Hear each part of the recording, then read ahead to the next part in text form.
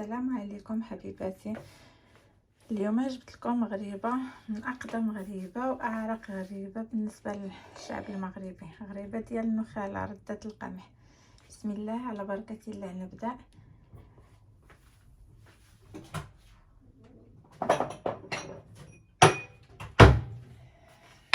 نديرو 4 البيضات. بسم الله. من بعد نزيدو عليها سكر سنيده،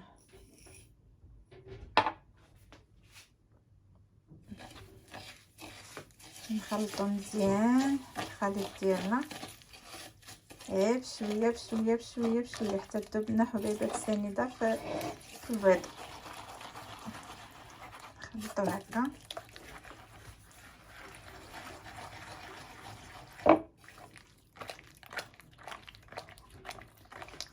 من بعد نزيدو الزيت.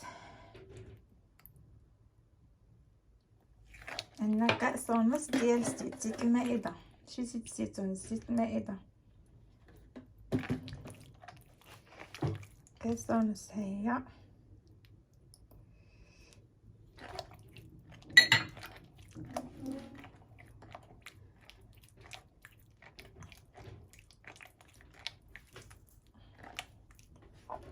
كأس ونص، ونزيدو كأس ونص ديال السنيدة. انا درت كاس، نزيدو نص كاس.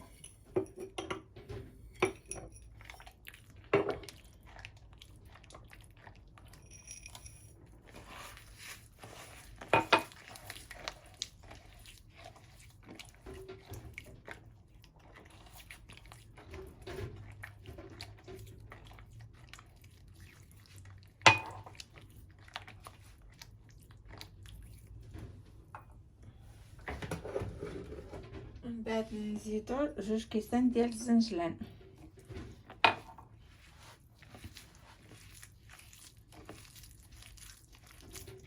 الزنجلان هو السمسم. السمسم كيجي زوين في هاد الحلوى هادي، هاد الغريبه هادي. نديرو 2 كيسان. العبار دائما بكاس ديال العنيبه. 2 كيسان ديال السمسم ها هما. ونخلطوه بشويه بشويه تتجانسنا العناصر مزيان. ريحه زوينه ديال السمسم مع هذا البيض ومع السكر.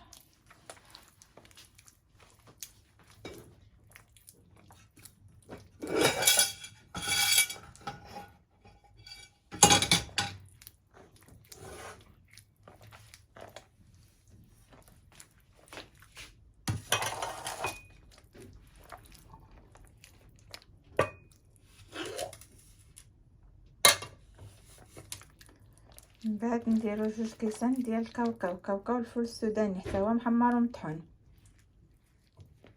خلطو بشويه بشويه.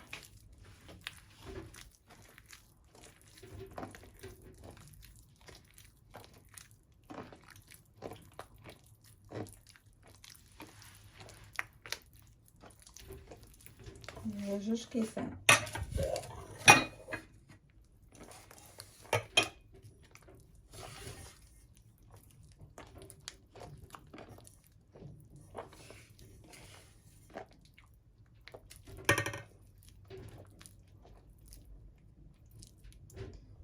كيسان ديال الكاوكاو محمر ومطحون الفول السوداني.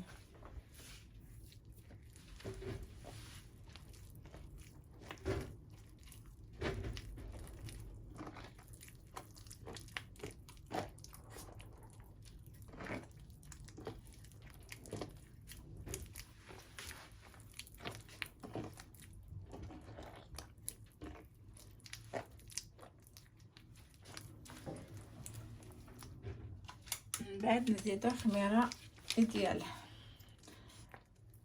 بيكربونات الصوديوم. ها هي. بسم الله. نديرو 2.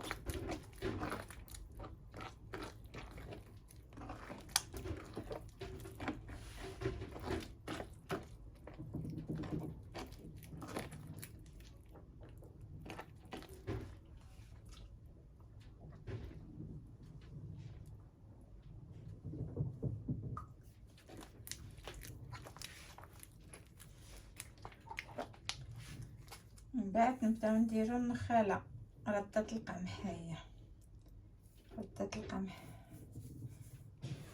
نبقى نزيدو شويه بشويه حتى يطلع لنا العناصر متماسكه، الخليط يكون متماسك حتى يتجمع ونلقاو القياس باش نشكلوها.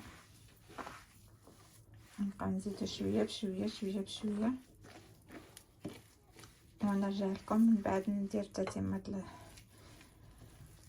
الفيديو. ها هي العجينه ديالنا من بعد ما تماسكت ندخلوها للثلاجه نخليوها 2 سوايع ومن بعد نرجع لكم باش نشكلوها على شكل غريبه.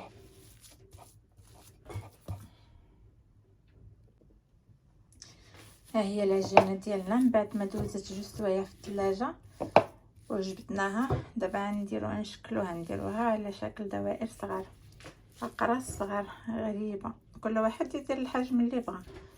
نديروهم هكا صغيورين ونفندوها بسكر كلاصي، هكا سكر كلاصي لا بودر دو سكر هكا، ونحطوهم باش نطيبوهم.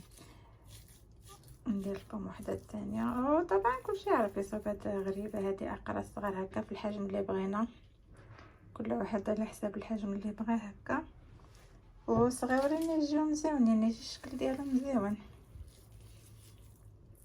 ونرجع لكم من بعد ما نسالي الكميه كلها. ها هي غريبه ديالنا من بعد ما ساليناها نزوقوها بالكركه الجوز هكا، نزوقوها اللي بغى على حسب الاختيار ديالكم، كل واحد وكيفاش يزوق. ممكن نزوقها بالفول السوداني، ممكن نزوقها بالجوز بحال هذا، ممكن تخليها هكاك بلا ما تزوق عادي، ماشي مشكله. الانسان كل واحد على حسب الامكانيات ديالو.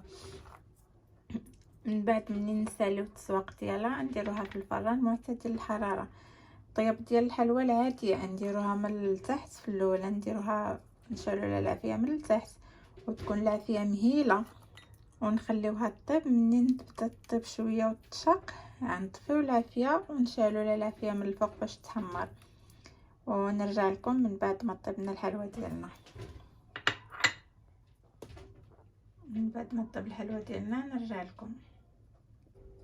ها هي الحلوى ديالنا من بعد ما طابت وجات مزيونه هشيشه ومشقه. دابا نستفوها في الطبسيل ونوريكم الشكل النهائي ديالها مزوقه. ها هي غريبه ديالنا من بعد ما طابت، هذا هو الشكل النهائي ديالها. ها هي زوينه وكتشاهي وهشيشه كتذوب في الفم. تاكلوها بالصحه والراحه، ونتمنى باش تجربوها وتثقوا بها تعجبكم وتعاودوا تجربوها مره واحده اخرى. وما تنساوش تدعموني بلي لايك ولي زابوني، وشكرا وعشرة مبروك، عيد مبارك سعيد. ها هي من بعد نديروها هشيشه، ها هي هشيشه ومعلكه.